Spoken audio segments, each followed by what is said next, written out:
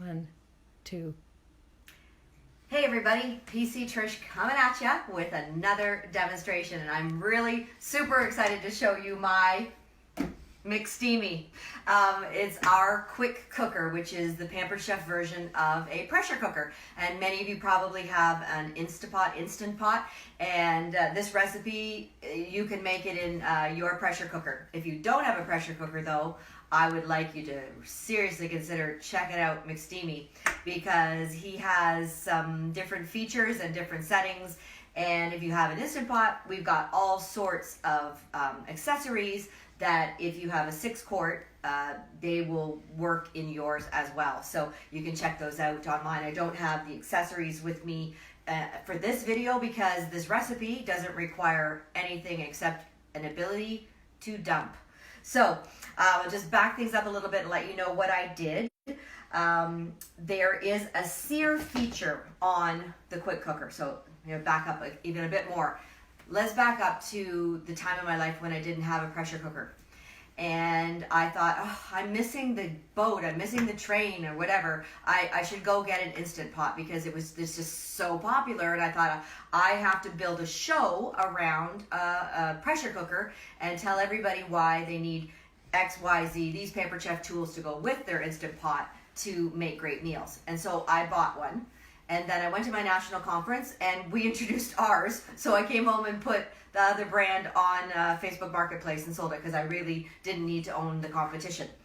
So I was kind of thinking like, do I really at this point in my life need to pressure cook? Because in my mind, my mom used to use a pressure cooker when I was a kid.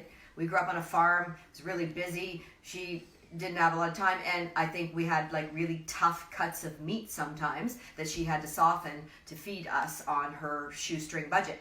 But in my mind, a pressure cooker was about doing things quickly, and I don't run around to drop kids at swim team anymore or hockey practice, and so I'm thinking, do I really need that? And the answer is yes. I just hadn't done pressure cooking in my life, because I was scared of my mom's, the old kind, because I was always afraid we were going to blow up the kitchen. This is very safe. You do not have to be afraid of pressure cooking. You do not have to be intimidated by pressure cooking, and I can teach you how to use your pressure cooker. But you know what? There are times still in my life where I forget to take meat out in the morning, and when it comes time to make dinner, my meat's still frozen. You can cook from frozen in here, which is exactly what I did today.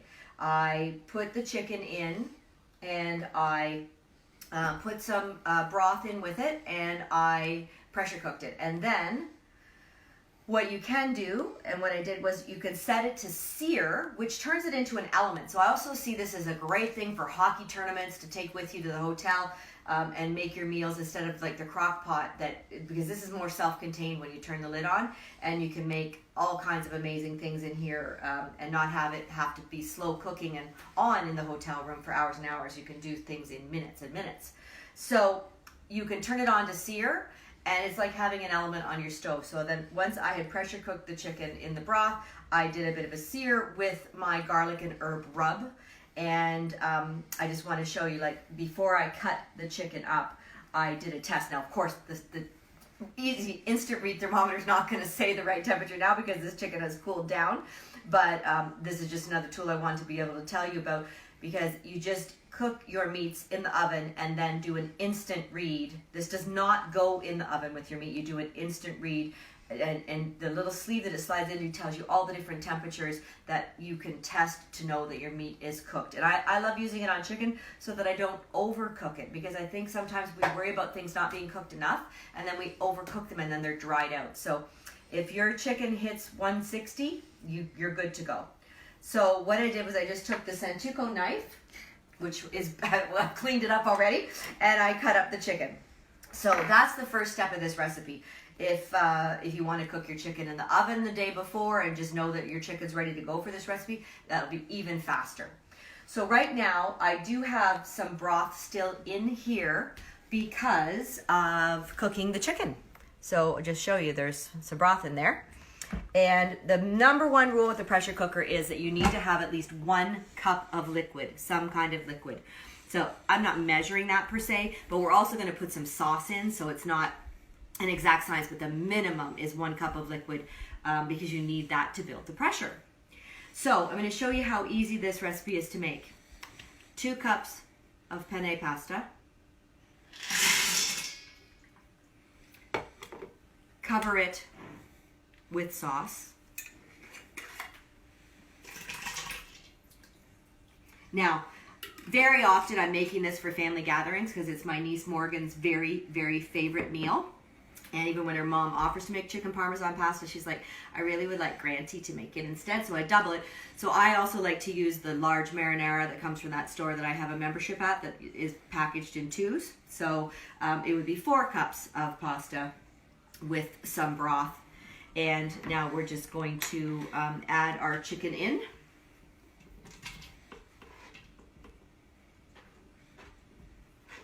And then I'm going to close up the quick cooker.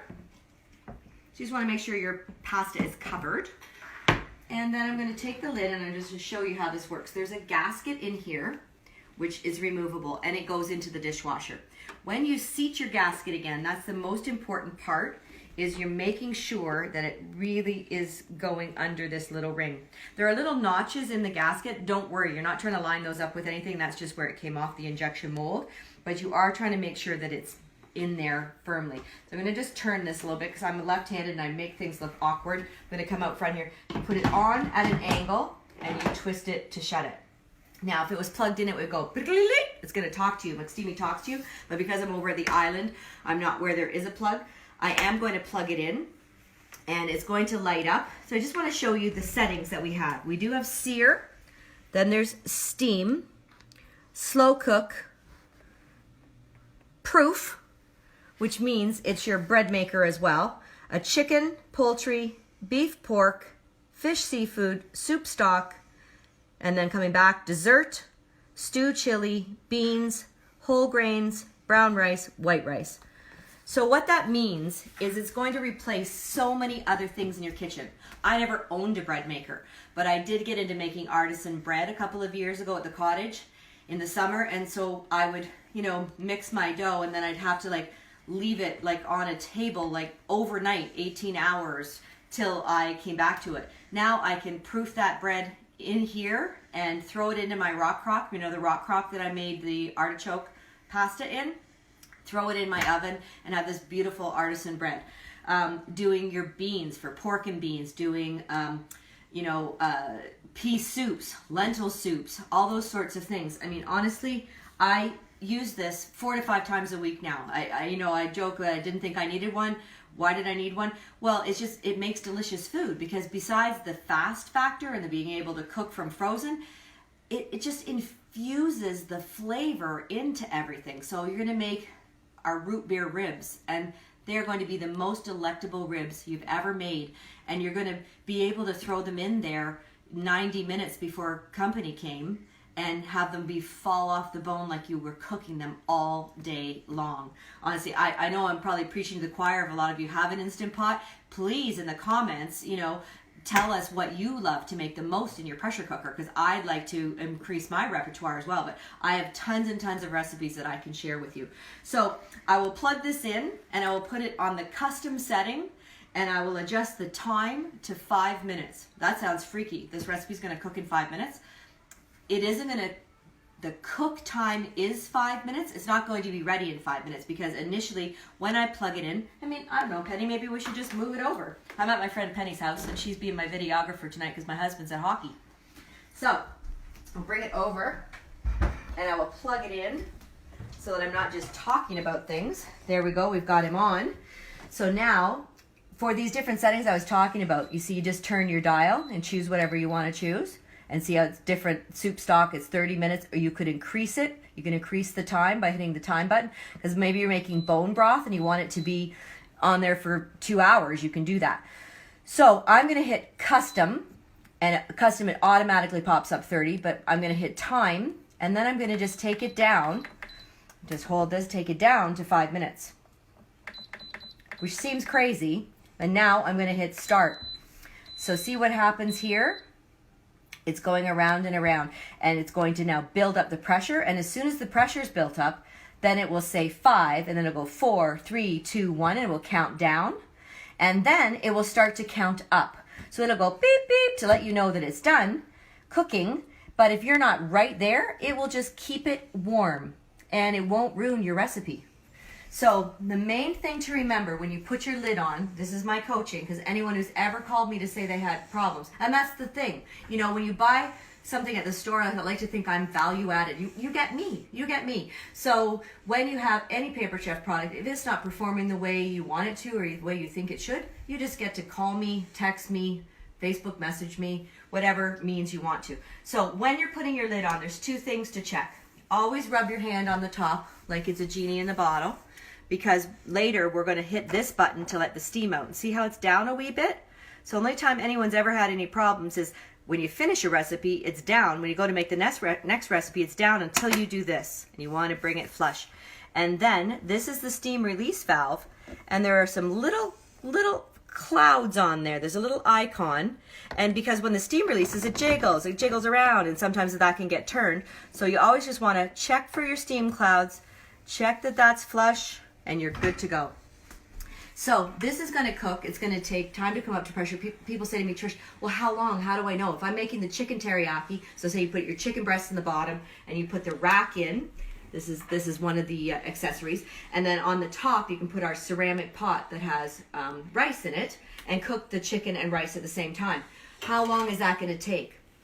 I can't tell you, because your chicken breasts might be a little fatter than my chicken breasts. And you might have put more rice than I put. So it just depends how long it's going to take to come up to pressure. The cook time never changes. The chicken teriyaki and rice recipe, the cook time is 7 minutes. It's incredible. So this comes with a cookbook, but you'll just be able to Google anything you want on the web and find recipes for anything you ever used to make the other way. You'll be able to make it the quick cooker, the pressure cooker way. So we're going to let that come up to pressure. I'm going to come back later and talk to you in part 2 and let you see the finished product. PC Trish, over and out.